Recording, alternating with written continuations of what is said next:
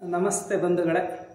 ಯೋಗಾಭ್ಯಾಸವನ್ನು ರೂಢಿಸ್ಕೊಳ್ಳಿ ಅಂತ ಹೇಳಿದ್ರೆ ಕೆಲವರು ವಯಸ್ಸಿನ ಮಿತಿ ಹಾಕ್ಕೊಬಿಡ್ತಾರೆ. ನಮಗೆ ಯಾಕೆ ವಯಸ್ಸಾಯಿತು, ಇನ್ಮೇಲೆ ನಾವೇನು ಮಾಡೋದೈತೆ ಅನ್ನುವಂತಹ ಮನಸ್ಥಿತಿಯಲ್ಲಿರ್ತಾರೆ. ಇವತ್ತು ನಮ್ಮೊಟ್ಟಿಗೆ ಶ್ರೀಯುತ ಪುಟ್ಟಸ್ವಾಮಿ ಗೌಡ್ರಿದ್ದಾರೆ. ಅವ್ರಿಗೆ ಈಗ 76 ವರ್ಷ.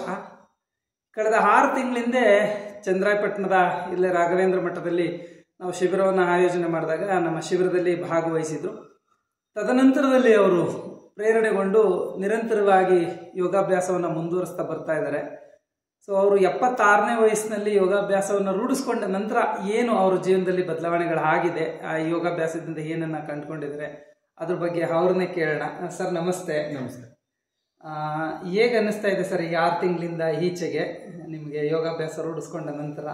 ನನಗೆ ಯೋಗಾಭ್ಯಾಸಕ್ಕೆ ನಾನು ಇಷ್ಟಪಟ್ಟನೇ ಇಲ್ಲ. ಮೊದಲು ವಾಕು ಎಕ್ಸಸೈಸ್ ಮಾಡಿಕೊಂಡು 3 ಗಂಟೆಗೆ ಹೋಗಿ 7 ಗಂಟೆಗೆ ಮನೆಗೆ ಬರ್ತಾಯಿದ್ದೆ. ಬಟ್ ಇಲ್ಲಿ 5:15 ಗಂಟೆಗೆ ಹೋಗಿ 7 ಗಂಟೆಗೆ ಮನೆಗೆ ಬರ್ತೀನಿ.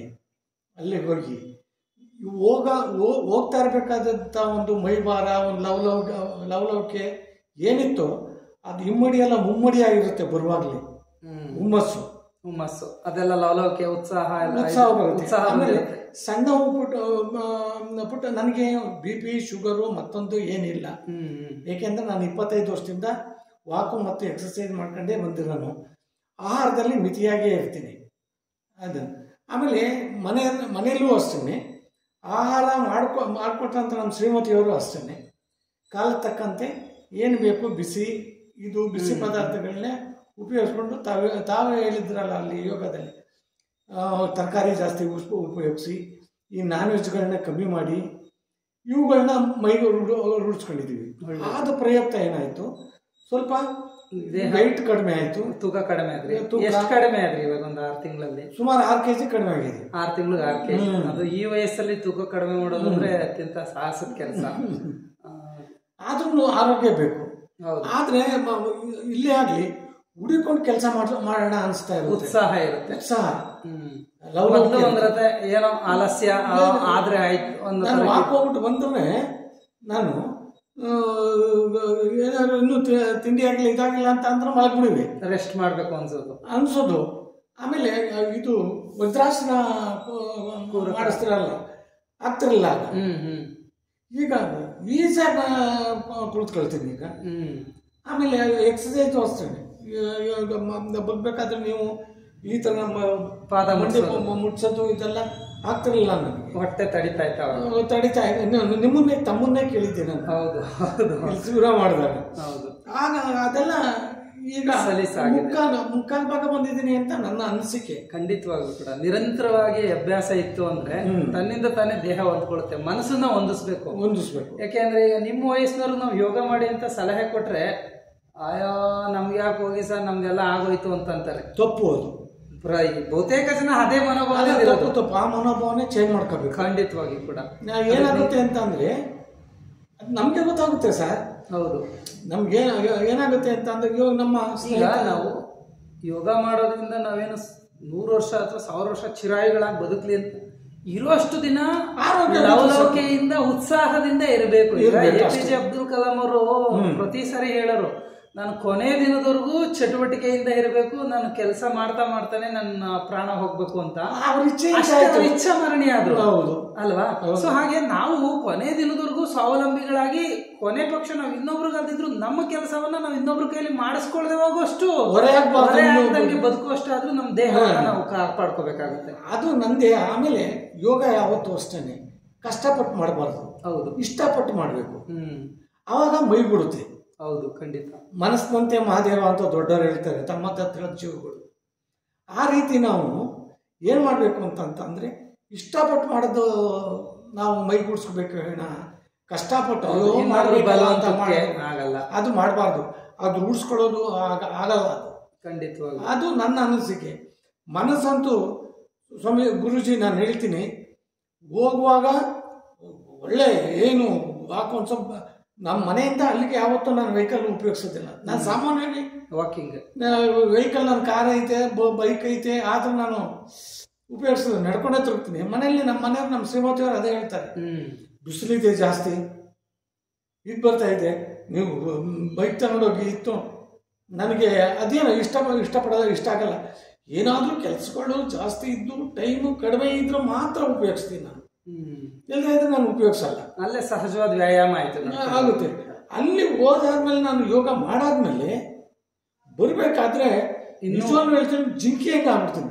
ಹುಮ್ಮಸ್ ಇನ್ನು ಹಿಮ್ಮಡಿ ಆಗುತ್ತೆ. ಹಿಮ್ಮಡಿ ಅನ್ನೋದಕ್ಕಿಂತ ಅಷ್ಟು ಕೂಡ. ಯಾಕೆಂದ್ರೆ ನಮ್ಮ ಇಡೀ ಶರೀರ ಆಕ್ಟಿವೇಟ್ ಆಗುತ್ತೆ. ಈಗ ಜಡ ಶರೀರ ನಾವು ರಾತ್ರಿ 7 ಗಂಟೆ 8 ಗಂಟೆಗಳ ಕಾಲ ಜಡ ಸ್ಥಿತಿಯಲ್ಲಿ ಇರ್ತೀವಿ. ಸೊ ಆ ಜಡ ಸ್ಥಿತಿಯಿಂದ ಜಡವನ್ನ ಹಾಗೆ ಹೊತ್ತು ತಿರುಗೋದ್ರ ಬದಲು 1 ಗಂಟೆ ಅಭ್ಯಾಸ ಮಾಡೋದ್ರಿಂದ ಆ ಜಡತ್ವ ಕಳೆದೋಗುತ್ತೆ, ಹುರುಪು ಬರುತ್ತೆ. ನಾವು 24 ಗಂಟೆಯಲ್ಲಿ 1 ಗಂಟೆ ಯೋಗ ಮಾಡಿದ್ರೆ ನಮಗೆ 25 ಗಂಟೆ ಸಿಗುತ್ತೆ ದಿನದಲ್ಲಿ. 1 ಗಂಟೆ ಎಕ್ಸ್ಟ್ರಾ ಆಗುತ್ತೆ. ಯಾಕೆಂದ್ರೆ ನಾವು ಮಾಡುವಂತಹ ಕೆಲಸಗಳು ವೇಗ ಹೆಚ್ಚಾಗ್ತದೆ. ನಮ್ಗೆ 1 ಗಂಟೆ ಸೇವ್ ಆಗುತ್ತೆ. ಆಕ್ಚುಯಲ್ ಆಗಿ ನಾವು 8 ಅವರ್ಸ್ ಮಾಡ್ತಾ ಇದ್ದಂತ ಕೆಲಸವನ್ನ 6 to 7 ಅವರ್ಸ್ ಒಳಗಡೆ ಮುಗಿಸ್ಬೋದು. ಅಷ್ಟು ಉತ್ಸಾಹ ನಮ್ಮಲ್ಲಿ ಇರುತ್ತೆ. ಬಟ್ ಆದ್ರೆ ಜನರು ಏನ್ ಹೇಳ್ತಾರೆ, ನಮಗ್ ಸಮಯ ಇಲ್ಲ ಹೊಂದಾಣಿಕೆ ಮಾಡ್ಕೊಳಕ್ಕೆ, ನಮಗ್ ಸಮಯ ಇಲ್ಲ, ಸಮಯ ಕೊಡಕ್ ಆಗ್ತಾ ಇಲ್ಲ, ಬಿಸಿ ಅಂತಾರೆ. ಬಟ್ ಆದ್ರೆ ನಾನು ಪ್ರತಿಯೊಬ್ಬರಿಗೂ ಹೇಳೋದು, ಸಮಯ ಇಲ್ಲ ಅಲ್ಲ, ನಮಗೆ ಸಮಯ ಅಧಿಕವಾಗುತ್ತೆ ನಾವು ಮಾಡೋದ್ರಿಂದ. ಯಾಕೆಂದ್ರೆ ನಾವು ಮಾಡುವಂತ ಕೆಲಸ ಸ್ಪೀಡಪ್ ಆಗ್ತವೆ. ಈಗ ಹಳೇ ಗಾಡಿ ತಗೊಂಡು ನಾನು 50 ಕಿಲೋಮೀಟರ್ ಸ್ಪೀಡಲ್ಲಿ ಇಲ್ಲಿಂದ ಬೆಂಗಳೂರಿಗೆ ಹೋಗ್ಬೇಕು ಅಂದ್ರೆ 5 ಗಂಟೆ ಟೈಮ್ ಆಗುತ್ತೆ. ಅದೇ ಒಳ್ಳೆ ಸರ್ವಿಸ್ ಮಾಡಿಸ್ಕೊಂಡು ಅದೇ ಗಾಡಿನ ಚೆನ್ನಾಗಿ ಇಟ್ಕೊಂಡಿದ್ರೆ 3 ಗಂಟೆ ಕಾಲದಲ್ಲಿ ತಲುಪ್ತೀನಿ. ಅಲ್ಲಿಗೆ 2 ಗಂಟೆ ಸೇವ್ ಆಗುತ್ತೆ. ನಾನು ನಿಧಾನದಲ್ಲಿ ಅದೇ ಹಳೆ ಗಾಡಿನ ಗುಡುಗುಡು ಅಂತ ಓಡಿಸ್ಕೊಂಡು ಟೈಮ್ ಇಲ್ಲ ಅಂದ್ರೆ ಎಲ್ಲ ಆಗುತ್ತೆ. ಸೊ ಈಗ ಶರೀರ ಧರ್ಮನೂ ಹಂಗಾಗಿದೆ. ನಮ್ಮ ಶರೀರಕ್ಕೆ ಏನ್ ಬೇಕು ಕಾಲಕ್ಕೆ ಬೇಕಾದಂತೆ ನಾವು ಅದ್ರ ಪೋಷಣೆಯನ್ನ ಸರಿಯಾದ ರೀತಿ ಮಾಡದೆ ಹೋಗಿರೋದ್ರಿಂದ ಅದ್ರ ಕೆಲಸ ವೇಗ ನಿಧಾನ ಆಗಿದೆ, ಸ್ಪೀಡಪ್ ಕಡಿಮೆ ಆಗಿದೆ. ಸೊ ಅದನ್ನ ಸ್ಪೀಡಪ್ ಮಾಡ್ಕೋಬೇಕು ಅಂದ್ರೆ ನಾವು ಈ ರೀತಿಯಾದಂತಹ ಆರೋಗ್ಯಕರವಾದಂತಹ ಅಭ್ಯಾಸಗಳನ್ನ ಮತ್ತು ಆರೋಗ್ಯಕರವಾದಂತಹ ಆಹಾರ ಕ್ರಮಗಳನ್ನ ರೂಢಿಸ್ಕೋಬೇಕಾಗಿರೋದು ಎಲ್ಲರಿಗೂ, ಎಲ್ಲ ವಯೋಮಾನದರಿಗೂ ಕೂಡ ಅನ್ವಯಿಸುತ್ತೆ. ಆಮೇಲೆ ಒಂದು ವಿಷಯ ಅಂದ್ರೆ ಅವ್ರಿಗೆ ಟೈಮೇ ಸಿಗಲ್ಲ ಮಲಗಕ್ಕೆ. ಪಾಪ 3 ಗಂಟೆಗೆ ಎದ್ದಿರ್ತಾರೆ, 4 ಗಂಟೆಗೆಲ್ಲ ಇದು ಮಾಡ್ತಾರ. ನಾನೇ ಕೆಲವು ಟೈಮ್ ಅಲಾರಾಮ್ ಆದ್ರೆ ಹೇಳ್ಸಲ್ಲ ಅವ್ರನ್ನ, ಸ್ವಲ್ಪ ಹೊತ್ತು ಮಲ್ಕೊಳ್ಳಿ, ಇನ್ನೂ ಸ್ವಲ್ಪ ಹೊತ್ತು ಮಧ್ಯಾಹ್ನ ಟೈಮ್ ಅಲ್ಲಿ ರಾಯ ಮಾಡ್ತಾರೆ, ಕೆಲಸ ನಡೀತಿರುತ್ತೆ, ಅಲ್ಲಿ ಹೋಗ್ಬೇಕು. ಇಲ್ಲಿ ನಮ್ಮ ಮಕ್ಳಿಗೂ ಇದರಲ್ಲಿ ಮೀಟಿಂಗ್ ಇರುತ್ತೆ, ಅದರಲ್ಲಿ ಇವರೇ ಅಧ್ಯಕ್ಷರು, ಅಲ್ಲೂ ಏನು ಇವ್ರನ್ನ ಹಿಂಸೆ ಇದು ಮಾಡ್ತಾರೆ ಸರ್ ಅವ್ರನ್ನ. ಇಲ್ಲ ನೀವು ಅಣ್ಣ ನೀವು ಯಾವ ಟೈಮ್ ಕೊಡ್ತೀರ ಆ ಟೈಮ್ ಇಟ್ಕೊತೀರ ಹೊತ್ತು ಅಂತ ಹೇಳ್ತಾರೆ. ಪಾಪ ಅವ್ರಿಗೆ ಟೈಮೇ ಸಿಗಲ್ಲ. ಆದ್ರೆ ಈ ವಯಸ್ಸಿನಲ್ಲಿ ಭಗವಂತ ಉತ್ಸಾಹ ಕೊಟ್ಟಿದ್ದಾನೆ ಅಂತ ಅಂದ್ರೆ ಯೋಗ. ಹೌದು, ಅದೇ ನಿಜವಾದ ಯೋಗ. ನೀವು ಅಲ್ಲಿ ಹೋಗಿ ನಾವು 1 ಅವರ್ ಮಾಡೋದು ನಿಜವಾದ ಯೋಗ ಅಲ್ಲ. ಈ ವಯಸ್ಸಿನಲ್ಲಿ BP ಇಲ್ಲ, ಶುಗರ್ ಇಲ್ಲ, ಯಾವ್ದು ಮಂಡಿ ನೋವಿಲ್ಲ, ಈ ಒಂದು ಈಗ ನನಗೇನಪ್ಪ ವಯಸ್ಸಾಯ್ತು ನನಗೆ ಯಾಕೆ ಅಂತ ಮನೇಲಿ ಕೂತ್ಕೊಳ್ಳೋ ಮನೋಭಾವನೆ ಇಲ್ವಲ್ಲ, ಬೇಜಾರು ನನಗೆ. ಅದೇ ನಿಜವಾದ ಯೋಗ.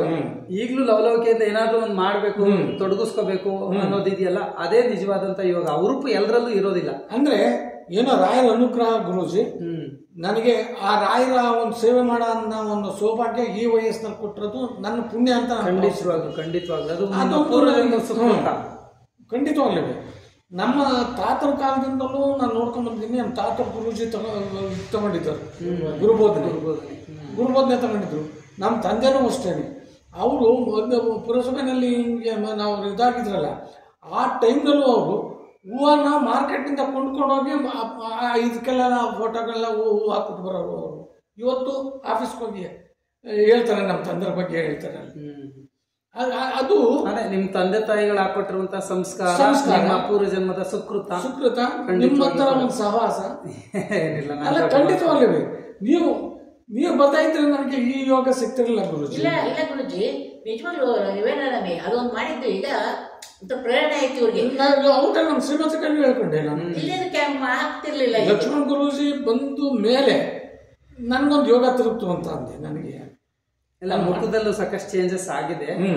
ನಾನು ಅವಾಗ ಕ್ಯಾಂಪ್ ಮಾಡುವಾಗ ನೋಡಿದಾಗಕ್ಕೂ ಈಗೂ ಸಾಕಷ್ಟು ಮುಖದಲ್ಲೂ ಕೂಡ ಬದಲಾವಣೆಗಳಾಗಿದೆ. ಖಂಡಿತ ನನ್ನಿಂದ ಆಗಿರೋದಲ್ಲ, ನೀವು ಡೆಡಿಕೇಟೆಡ್ ಆಗಿ ನೀವು ತೊಡಗಿಸ್ಕೊಂಡಿದ್ದೀರಲ್ಲ, ಅದರಿಂದ ಅದ್ಯಾರಿಂದ ಆಯ್ತು. ನನ್ನಿಂದ ಆಗೋದಿದ್ರೆ ಎಲ್ರಿಗೂ ನಾನು ಮಾಡ್ಬಿಡ್ಬೋದು. ಎಲ್ರಿಗೂ ನೀವೇ ಕಾರಣ. ನಾನು ಈಗ ನೀವು ಕ್ಯಾಂಪ್ ಬಂದು ಕ್ಯಾಂಪ್ ಮಾಡಕ್ಕೆ ಹೋಗಿದ್ರೆ ಕಂಟಿನ್ಯೂ ಆಗ್ತಿರ್ಲಿಲ್ಲ, ನೀವು ಕಂಟಿನ್ಯೂ ಮಾಡಿದ್ರು. ಕಾರ್ಯಕಾರಣ ಎಲ್ಲ ಗುರುಗಳ ಅನುಗ್ರಹ ಇತ್ತು, ಆಯ್ತು ಅಷ್ಟೇ. ಅಲ್ಲ, ಅದು ಮೂಲ ಗುರುಗಳೇ. ಅದು ರಾಘವೇಂದ್ರ ಸ್ವಾಮಿಗಳ ಒಂದು ಆಶೀರ್ವಾದ, ಒಂದು ಸನ್ನಿಧಿ. ಆಮೇಲೆ ನೋಡಿ, ಅದು ನನಗೇನಾಗುತ್ತೆ ಅಂತ ಅಂದರೆ, ಆ ಟೈಮ್ಗೆ ಅಭಿಷೇಕ ಆಗ್ತಾ ಇರುತ್ತೆ, ಆ ತೀರ್ಥ ತಂದು ಆಗ್ತಾ ಇರ್ತಾರೆ, ತೀರ್ಥ ಹೊಟ್ಟೆಗೆ ಕೊಡ್ತಾರೆ. ಅದು ಏನೋ ಪಾಸಿಟಿವ್ ಎನರ್ಜಿ. ಇದೇನು ಅದು ಸಿಗ್ಬೇಕಾದ್ರೆ ನನ್ನ ಮನೇಲಿ ಇದ್ರೆ ಸಿಗ್ತಿರ್ಲಿಲ್ಲ. ಹೌದು. ನಾನು ಆ ಯೋಗಕ್ಕೂ ಅಲ್ಲಿಗೆ ಹೋಗಿದ್ರೆ ಅವನಿಗೆ ಈ ಒಂದು ಸೌಲಭ್ಯ ಸಿಕ್ತು. ಈ ಎಲ್ಲ ಕಾರಣದಿಂದಲೂ ನಾನು ಆರೋಗ್ಯದ ಗುರುಗಳ ದಯದಿಂದ, ನಿಮ್ಗಳ ಒಂದು ಪ್ರೀತಿ ವಿಶ್ವಾಸದಿಂದ ಏನಾಗಿದೆ ಅಂತ ಅಂದರೆ, ನಾನು ಇಲ್ಲಿವರೆಗೂ ಒಂದು BP, ಶುಗರು ಮತ್ತೊಂದು ಏನಿಲ್ಲ, ಅಭ್ಯಾಸಗಳು ಅಷ್ಟೇ. ಒಂದು ಕಾಫಿ ಟೀ ಅಭ್ಯಾಸನೂ ನನಗಿಲ್ಲ. ನಾನು ಮನೇಲಿ ಒಂದು ಕಾಫಿ ಟೀ ನನ್ನ ಜೀವನದ ಟೇಸ್ಟ್ ಏನು ಅಂತಲೇ ಗೊತ್ತಿಲ್ಲ ನನಗೆ. ನಮ್ಮ ಶ್ರೀಮತಿಯವರು ಅಲ್ಲಿ ಏನು ಕಾಫಿ ಮಾಡ್ತಾ ಇದ್ರೆ ಗುರುಜಿ ನಾವು ಒಂದ್ ದಿವಸ ಒಂದೇ ಸಲ ಕುಡಿಯೋದು ಮೊದಲು ಇವಾಗ ಅಲ್ಲ ಆ ಡಿಕಾಕ್ಷನ್ ವಾಸನೆ ಕಂಡ್ರೆ ಆಗೋದಿಲ್ಲ, ರೂಮ್ಗೆ ಹೋಗ್ತೀನಿ ನಾನು. ಅಭ್ಯಾಸಗಳಲ್ಲೂ ನಾವು ಒಳ್ಳೆಯದನ್ನ ಖಂಡಿತವಾಗ್ಲೂ. ಹೌದು, ಈಗ ಆರೋಗ್ಯವಾಗಿರ್ಬೇಕು ಅಂದ್ರೆ ಆರೋಗ್ಯಕರವಾದ ಅಭ್ಯಾಸಗಳನ್ನ ರೂಢಿಸ್ಕೋಬೇಕು. ಔಷಧಿಗಳನ್ನ ಹುಡ್ಕೋದಲ್ಲ, ಆರೋಗ್ಯಕರವಾದಂತ ಅಭ್ಯಾಸಗಳನ್ನ ರೂಢಿಸ್ಕೋಬೇಕು. ಒಂದು ವಿಷಯ ಹೇಳ್ತೀನಿ ಗುರುಜಿ, ಅವ್ರಿಗೆ ದಿವಸ ಮುದ್ದೆ 2 ಟೈಮ್ ಇರ್ಬೇಕು. ಅನ್ನ ನೋಡಿ ಇಷ್ಟೇ ಊಟ ಮಾಡೋದು. ಅನ್ನ ಅದೇನಾದ್ರು ಜಾಸ್ತಿ ಹಾಕೋದ್ರೆ ಕಂಡುಬಿಟ್ಬಿಡ್ತಾರೆ, ಹಾಗೆ ಅನ್ನ ಜಾಸ್ತಿ ಆಗ್ತಿದ್ಯಲ್ಲ ಅಂತ. ಆಹಾರ ಮಿತಿಯಾಗಿರ್ಬೇಕು, ಅತಿ ಆಗಬಾರ್ದು. ಹೌದು, ಅದಕ್ಕೆ ಪೂರಕವಾಗಿ ನಿಮ್ಮಂತ ಮಾತೆಯರಿರ್ಬೇಕು. ಇವತ್ತು ಈ ಆರೋಗ್ಯ ಕಳಿತಿದ್ದಾರೆ ಅಂದ್ರೆ ನಮ್ಮ ತಾಯಿ ತಂದೆ ದಯದಿಂದವ, ಅದು ನಮ್ಮ ತಾಯಿ ತಂದೆ ಆಶೀರ್ವಾದದಿಂದ ಒಂದು ಒಳ್ಳೆ ನನ್ನ ಲೈಫ್ ನೆಟ್ ಸಿಕ್ಕಿರೋದ್ರಿಂದ ನನಗೆ ಈ ಒಂದು ಆರೋಗ್ಯ ನನಗೆ ಸಿಕ್ಕಿದೆ ನನಗೆ. ಏಕೆಂದ್ರೆ ಅವ್ರು ಅದೇ ಇದು ಮಾಡ್ತಾರೆ, ಈ ಒಂದು ಯೋಗನ ಯಾರು ಮೈಗೂಡಿಸ್ಕೊತಾರೆ ರೋಗ ದೂರ ಆಗುತ್ತೆ. ಯೋಗ ಮೈಗೂಡಿಸ್ಕೊಂಡವ್ರಿಗೆ ರೋಗನೇ ಬರಲ್ಲ. ನನ್ನ ಅನುಭವದಲ್ಲಿ ಹೇಳ್ತೀನಿ. ಯಾಕೆಂದ್ರೆ ನಾನು ಒಂದು 25 ವರ್ಷ ನಾನು ಶ್ರೀಮಂತದಲ್ಲಿ ಈಗೇನೆ ಒಳ್ಳೆ ಸ್ನೇಹಿತರು ಸಿಕ್ಕಿದ್ರು ನನಗೆ ಎಲ್ಲೋದ್ರೂ ಒಳ್ಳೆ ಜನ ಸಿಗ್ತಾರೆ, ಒಳ್ಳೆ ಸ್ನೇಹಿತರು ಸಿಗ್ತಾರೆ. ಒಂದು 15 ಜನ ಒಳ್ಳೆ ಭಾಳ ಚೆನ್ನಾಗಿರೋರು ನನ್ನ ವಾಕ್ಮೆಟ್ಗಳು. ಆದರೂ ನನಗೆ ಇಷ್ಟೊಂದು ಸಿಕ್ತು, ನನಗೆ ಇಲ್ಲ ಅಂತ ಹೇಳೋದಿಲ್ಲ. ಯಾಕೆ ಅಂತಂದರೆ ನನಗೆ ಎಷ್ಟು ಏಜ್ ಆದ್ರೂ ನಾನು ಆದರೂ ಚೆಕ್ ಮಾಡಿಸ್ತಾ ಇರ್ತೀನಿ. BP, ಶುಗರ್ನ ಒಳ್ಳೆ ಮೆಡಿಕಲ್ ನಮ್ಮ MD ಮಾಡಿದ್ದಾರೆ ಇವರು, ನಾವು ಚೆಕ್ ಮಾಡಿಸ್ತೀವಿ ಯಾರು, ಆನಂದ್ ಅಂತ. ಅಲ್ಲಿ ಮಾಡಿಸಿದ್ರು ನಾನು ನೀವೆಷ್ಟು ಸಂತೋಷ ಪಡ್ತೀರೋ ಅಷ್ಟು ಸಂತೋಷ ಪಡ್ತಾರೆ. ಅವ್ರಿಗೆ ಶುಗರ್ ಇದೆ, ಡಾಕ್ಟರ್ಗೆ ಶುಗರ್ ಇದೆ, ಏನು ಅಂತ ಕೇಳ್ತಾರೆ. ಇದೇ ಹೇಳ್ತಾ ಇದ್ದೀನಿ, ನೀವು ಯೋಗ ಮಾಡಿ ಜ್ಞಾನ ಮಾಡಿ. ನಾವು ಕೂತ್ಕೊಂಡ್ರು ಅಷ್ಟೇ ಗುರುಜಿ, ಏನು ಅಂತಂದ್ರೆ ಒಳ್ಳೆ ಸಕಾರಾತ್ಮಕ ಚಿಂತನೆಗಳನ್ನ ಮನಸ್ಸುತ್ತೆ. ಏನು ಕೂತ್ಕೊಂಡಿರ್ತೀವಿ ಜ್ಞಾನ ಮಾಡುವಾಗ ಈ ಹಣೆ ಹತ್ರಕ್ಕೆ ನಾವು ತಂದ್ಕೊಂಡ್ಬಿಟ್ಟು ನಾವು ಇಷ್ಟ ಮುದ್ರೆ ಮುಖಾಂತರ ಕೂತ್ಕೊಂಡು ನಾವು ಜ್ಞಾನ ಮಾಡ್ತು ಅಂತ ಅಂದ್ರೆ ನಿಜವಾಗ್ಲೂ ಪರಿಹಾರ ಸಿಗುತ್ತೆ. ಖಂಡಿತ ಮನಃಶಾಂತಿ ಸಿಗೋದ್ರಿಂದನೇ, ಮನಃಶಾಂತಿಯಿಂದನೇ ಅರ್ಧ ನಮ್ಗೆ ಆರೋಗ್ಯ ಸಿಗುತ್ತೆ. ಥಾಟ್ಸ್ಗಳು ಚೆನ್ನಾಗಿರ್ಬೇಕು. ಹೌದು, ಸಕಾರಾತ್ಮಕ ಚಿಂತನೆಗಳನ್ನ ಮೈಗೂಡಿಸ್ಕೊಂಡು. ಆದ್ರಿಂದ ಯೋಗ, ಹೌದು, ನಾವು ಆಹಾರ ಅಂತ ಹೇಳಿದ್ರೆ ಕೇವಲ ಭೌತಿಕವಾಗಿ ನಾವು ತಿನ್ನೋದು ಮಾತ್ರ ಆಹಾರ. ನಾವು ನೋಡುವಂತ ನೋಟ, ನಾವು ಗ್ರಹಿಸುವಂಥದ್ದು, ಕೇಳುವಂಥದ್ದು, ಇವು ನಮ್ಮ ವಿಚಾರಗಳು, ನಮ್ಮ ಚಿಂತನೆಗಳು, ಇವೆಲ್ಲವೂ ಕೂಡ ಆಹಾರಗಳೇ, ಆಲೋಚನೆಗಳು. ಹೌದು, ಅವೆಲ್ಲವೂ ಆಹಾರಗಳೇ. ಇವೆಲ್ಲವೂ ಸಕಾರಾತ್ಮಕವಾಗಿದ್ದಾಗಲೇ ನಮ್ಗೆ ಆರೋಗ್ಯ ವೃದ್ಧಿ ಆಗೋದು.